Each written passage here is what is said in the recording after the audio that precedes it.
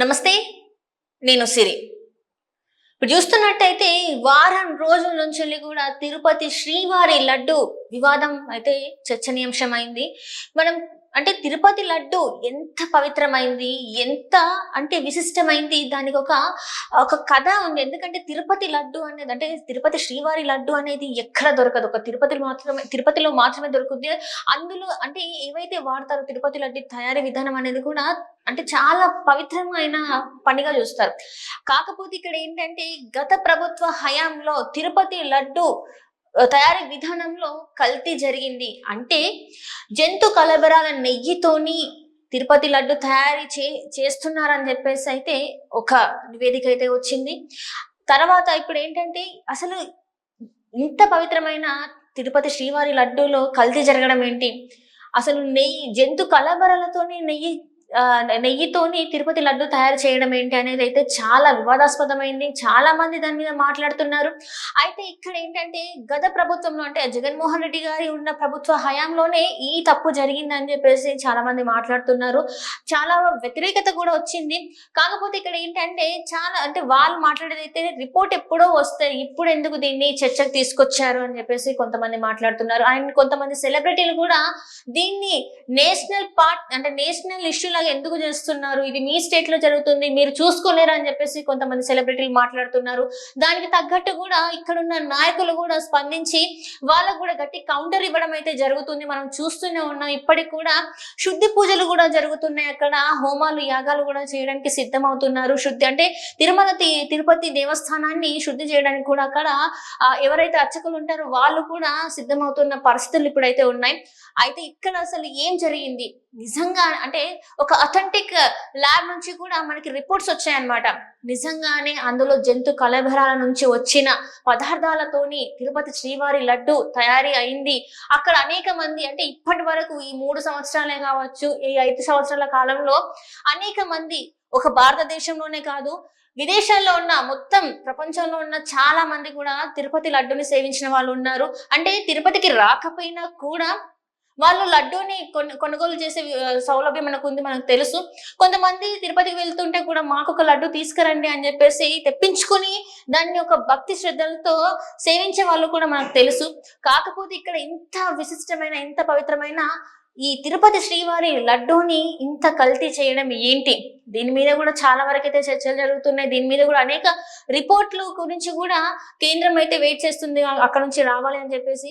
అది ఇప్పుడు ఏంటంటే గత ప్రభుత్వ హయాంలో ఎవరైతే మంత్రులు ఉన్నారో అంటే ఒక వైసీపీ నేత ఫైర్ బ్రాండ్ గా పేరు తెచ్చుకున్న రోజా అయితే యూట్యూబ్ కమ్యూనిటీలో అయితే తను ఒక పోల్ పెట్టడం జరిగింది. తిరుపతి శ్రీవారి లడ్డు విషయంలో తప్పు ఎవరిది అని. అయితే అందరు అనుకుంటారు రోజా గారు పెట్టగానే అందరు అక్కడ వైసీపీ నేతలు వస్తారు కాబట్టి దాదాపు జగన్మోహన్ రెడ్డి ప్రభుత్వాన్ని తప్పు లేదు, వేరే వాళ్ళది తప్పు అన్నట్టుగా వస్తుందేమో అనుకున్నారు. కానీ అనూహ్యంగా అక్కడ ఒక భారీ ట్విస్ట్ జరిగింది. ఏంటంటే అక్కడ కూడా తప్పు చేసింది వైసీపీ పార్టీయే. వైసీపీ పార్టీ వల్లనే ఈ రోజు తిరుపతి దేవస్థానంలో ఏదైతే మనం చాలా పవిత్రంగా చూసుకునే లడ్డూలో కల్తీ జరిగింది వాళ్ళ హయాంలో అనే అయితే పోలింగ్ లో వాళ్ళు చెప్పడం జరిగింది. అండ్ ఇప్పుడు చూస్తున్నట్టయితే తమ్మారెడ్డి భరద్వాజ వాళ్ళు అంటే ఆ సార్ కూడా పెట్టడం జరిగింది పోల్లో. తిరుపతి లడ్డూలో కల్తీ తప్పు ఎవరిది అనే పోల్ పెట్టడం జరిగింది. ఇక్కడ కూడా మనం చూసినట్టయితే అంటే దాదాపు అందరు ఏమనుకుంటారంటే ఇలాంటి కొంతమంది చేసినప్పుడు గత ప్రభుత్వ హయాంలో ఉన్న వాళ్ళకే సపోర్ట్ వెళ్తుంది అని చెప్పేసి చాలా వరకు అనుకుంటారు. కానీ కాదు, తప్పు తప్పే. మేము అన్ని గ్రహిస్తున్నాం, అన్ని చూస్తున్నాం. తప్పు ఎక్కడ జరిగినా సహించేది లేదని ప్రజల్లో అయితే మనం లాస్ట్ ఎన్నికల టైంలో చూసాము. తప్పు జరిగింది అంటే ఇంకా సహించబోము, మేము కూడా మార్పు కోరుకుంటున్నాం. గత 5 సంవత్సరాలు ఏవేవైతే జరిగినాయో, ఏవేవైతే తప్పులు జరిగినాయో వాటన్నిటిని సరిదిద్దుకోవడానికి ఈసారి అయితే వాళ్ళు ఓటుతోనైతే ఆన్సర్ అయితే వాళ్ళు చెప్పడం జరిగింది. దాంతోనే 151 సీట్లకి ఉన్న వైసీపీ ప్రభుత్వం జస్ట్ 11 సీట్లకు పరిమితం అవ్వాల్సిన పరిస్థితి వచ్చింది. ఇప్పుడు కూడా 11 స్థానాలలో వాళ్ళు ఉంటారో ఉండలో తేలని పరిస్థితి. అసలు ఆ పార్టీ ఉంటుందో ఉండదో కూడా తేలని పరిస్థితి.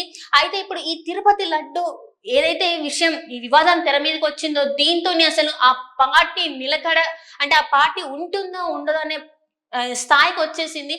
ఇంకా ఇకపోతే అయితే జగన్మోహన్ రెడ్డి గారు ఇంతవరకు కూడా ఎక్కడ కూడా తను అంటే ఎన్నో పూజలు చేసి హిందువులను నమ్మించడానికి కూడా తను ఒక స్వామితోని గంగా నదిలో మునిగింది మనం చూడడం కూడా జరిగింది. అయితే ఎక్కడ కూడా తను ఎప్పుడు కూడా తిరుపతికి వెళ్ళినప్పుడు సతీ సమేతంగా వెళ్ళి తను ఎక్కడ కూడా పట్టు వస్త్రాలు స్వామివారికి ఇచ్చింది లేదు. ఎక్కడ కూడా స్వామివారి తీర్థ ప్రసాదాలు తీసుకుంది లేదు. అండ్ ఎక్కడ కూడా తను దేవాలయాలకు వెళ్ళి దేవుణ్ణి దర్శించుకుంది లేదు. ఇంటి దగ్గరే తను సెటిల్ వేసుకొని చేసింది అయితే చూసాము. సో ఇప్పుడు కూడా శనివారం రోజు జగన్మోహన్ రెడ్డి గారు అయితే తిరుపతి వెళ్తున్నట్టు తెలుస్తుంది. అక్కడ మరి లడ్డూని ఈసారైనా మరి తను సేవిస్తారా, లేకపోతే ఇంకేదైనా వివాదాన్ని క్రియేట్ చేయడానికి మరి అక్కడికి వెళ్తున్నారా ఏంటి అనేది కూడా మనకి కొంచెం చర్చనీయాంశమైంది.